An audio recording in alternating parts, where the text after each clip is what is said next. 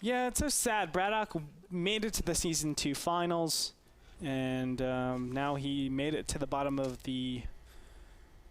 how do I say this nicely?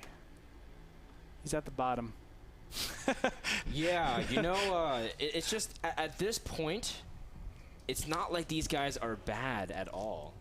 Not at all. Braddock, you were saying it, got to the Season 2 finals and was doing fantastic. HayprO, this guy that's been touted as amazing potential, had that amazing run in MLG, just needs that platform to shine.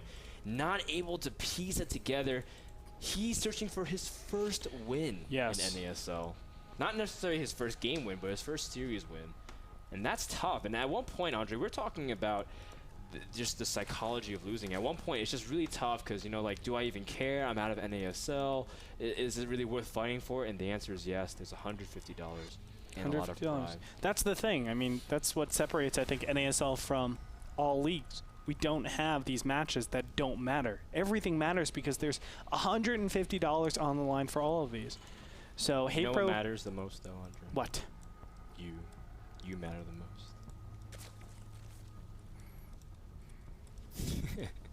It's true. Actually, no. Andre, we got here to Season 3 because of you, man. But you know what also matters is that HayprO is immediately going for a hatchery first. Very standard opening in ZVT. Actually, do we even introduce these players? Or are you still going to keep the awkward silence on? No, I'm so touched, Frodo. All right. Okay, you never touched me like that. You were staring at me with a straight face, and all of a sudden you finally smiled when you said something, and I felt really uncomfortable. It's so touching, Frodo. It's so touching. Well, I try, man. I try. I don't know what else to say. I feel so uncomfortable. It's cool, bro. I got it. Got it. I don't know what to say. Elliot, I got it, bro. Anyway, let's talk about the game and talk about the players. Go ahead. Introduce them. All right, so in the bottom right, going for hatchery first, very standard ZVT play. I think it was 15, 16, 17 in ZVT is HayprO from Team Liquid.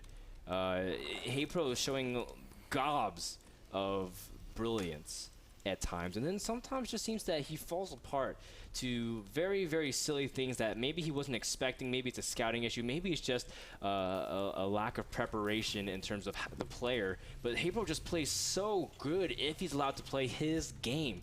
Now, ZVT is his game. It's actually statistically his best matchup, but he's up against Braddock, this Season 2 finalist who's been playing so well in NASL Season 2. Braddock is one of these players that doesn't necessarily cater his builds to what people are doing, but what he thinks is right and appropriate, and that it's just never been more evident in his recent play. Unfortunately, Braddock's been not necessarily losing games, but just losing series. He's a lot like Jinro. He's 1-6, but he's been taking games here and there, and Braddock is only at -6, even though he's at 1-6. I feel so bad for Jinro. I mean, that's another story for another day, but if you guys don't know already, Jinro has gone like 1-2 for every single one of his matches except one of them.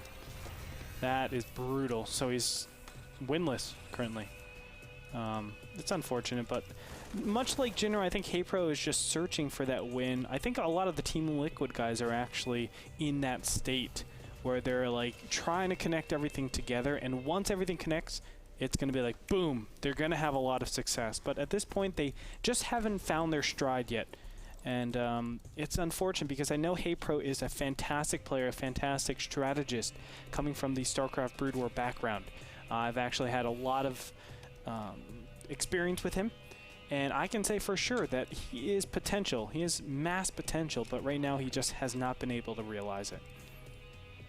We see a Roche Warren from HayprO out pretty early with a second gas. Oh my! Now, who is it? DRG.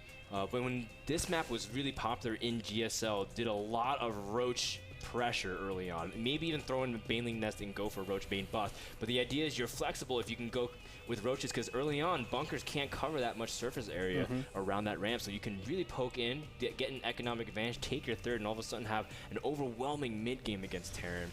And as a result, maybe that's what HayprO's trying to do here, but he does have that Roach-born finish. Now I'm curious to see what he's going to go with this. Yeah, he's doing an eco-style Roach Baneling bust, most likely.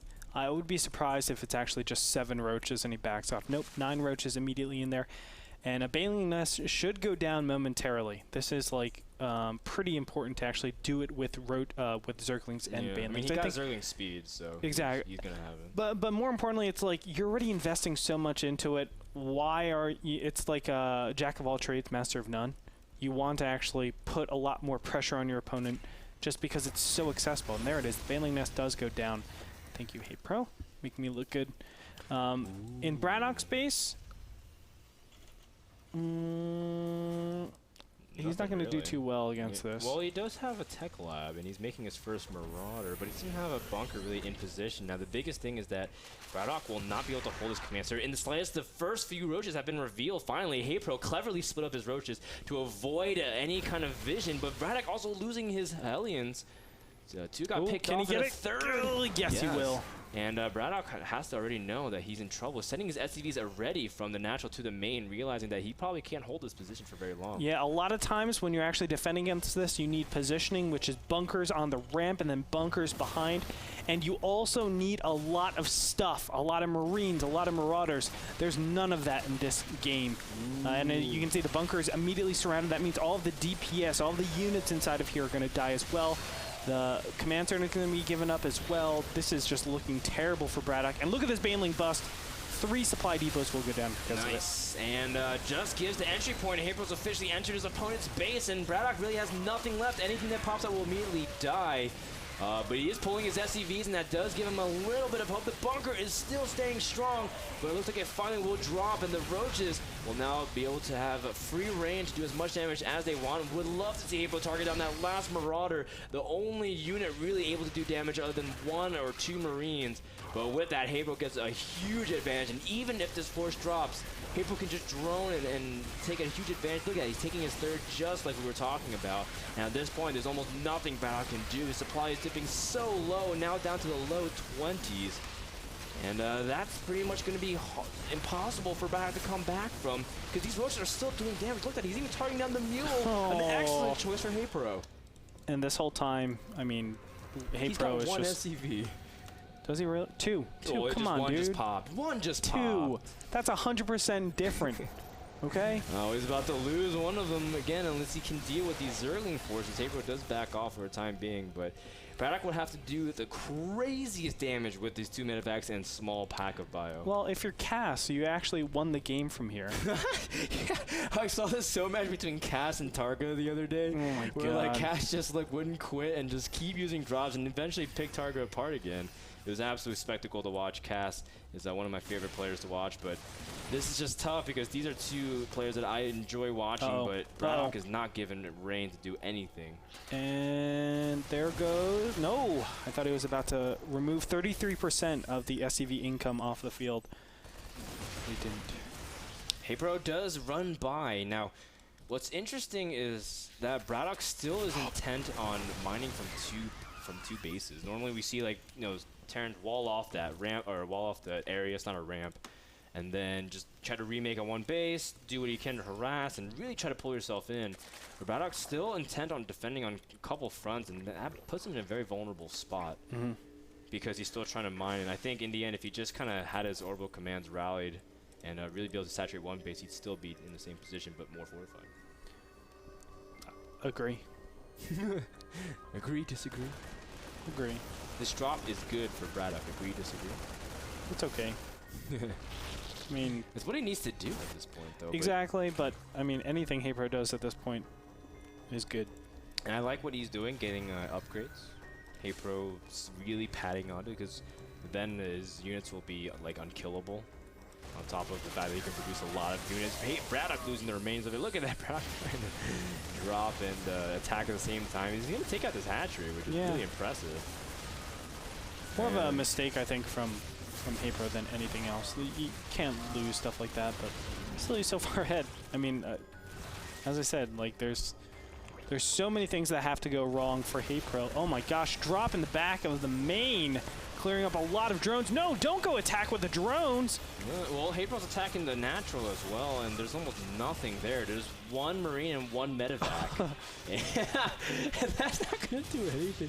That one Marine's running back as if they can really survive against this onslaught of Zerglings, but there's just way too many units, and Braddock at this point is forced to use his SCVs to pull, dropping his mules again, trying to see if he can get mining with that. Braddock's drop in the main finally is about to get cleaned up, and with that, Braddock officially just has no real presence in his main whatsoever.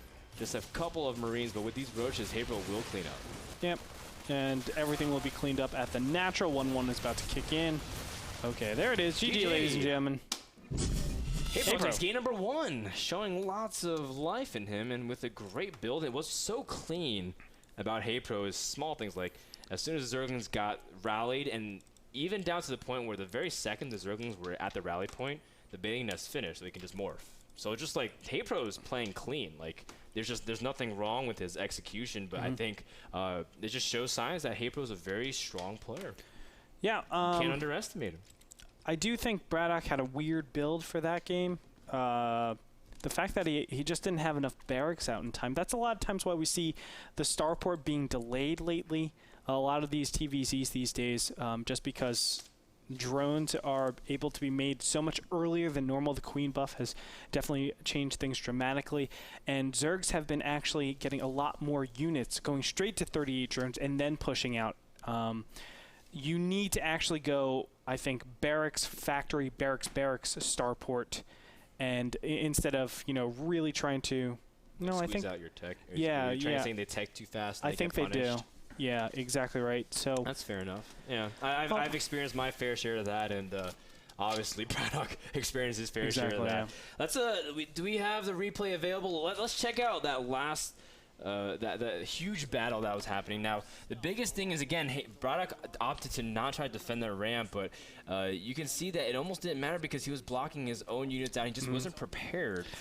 He was trying to make a bunker behind the supply depot line as well. So, like, Braddock, when he saw it, reacted correctly, but just didn't have enough time. And that, I want to credit that to HayprO, because HayprO split up his units and really tried to hide it well. And that was a good job by him.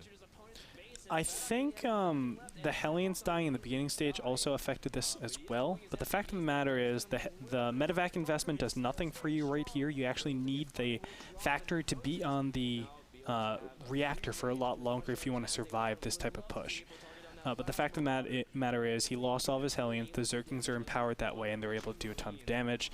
And that's why you had this beautiful battle, I think, for HayprO, where, look at that, 33 SCVs killed in that. Absolutely brilliant. Well done. Yeah. So, well done to HayprO, and he takes game number 1. Now, this is still a best of 3, so anything can happen. In the meantime, we want to thank Epson, the sponsor of that game. Epson provides projections for NASL Season 3. Again, check them out at epson.com. We'll be back with game number 2 between HayprO and Braddock. Will the Banjo take it, or will the killer assassinate his next victim?